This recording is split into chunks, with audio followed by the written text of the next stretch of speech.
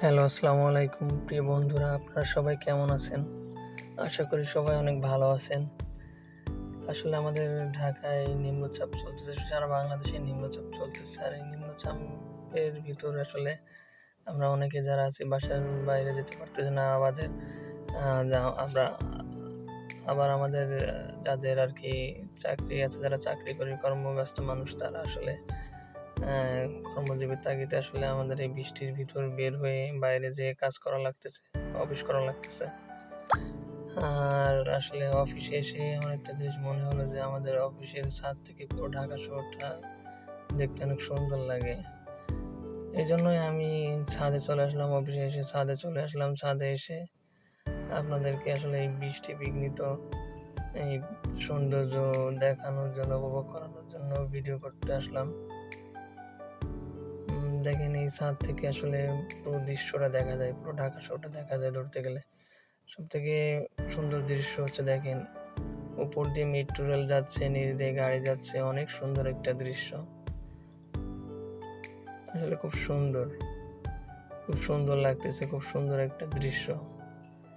নিশ্চয়ই এটা আপনাদের অনেক মনে ধরবে। তারপরে দেখেন হোটেল শিরাটন, এটা অনেক সুন্দর একটা হোটেল, 5 স্টার হোটেল। মানে খুব সুন্দর দৃশ্য, অনেক সুন্দর দেখা যায় এই ছাদ থেকে পুরো ঢাকা শহরটাকে। এপাশে বড় বড় শপিং মলগুলো দেখা যায়, অনেক সুন্দর লাগে। এই যে সুন্দর একটা বাসা, এটা হচ্ছে অনেক সুন্দর। এপাশে একটা ভবন নির্মাণাধীন আছে।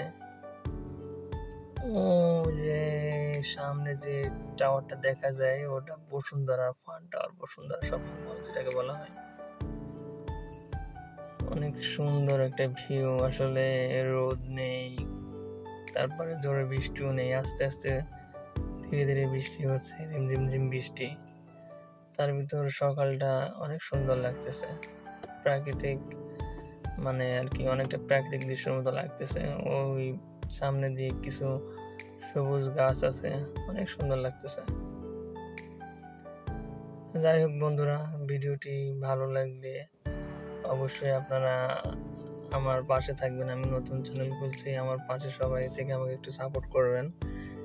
প্লিজ একটু ফলো করে দিয়েন, কমেন্টে জানিয়েন কেমন লাগলো আপনাদের এই দৃশ্য। তা আজকে এই পর্যন্তই। সবাই ভালো থাকেন, সুস্থ থাকেন। আল্লাহ হাফেজ।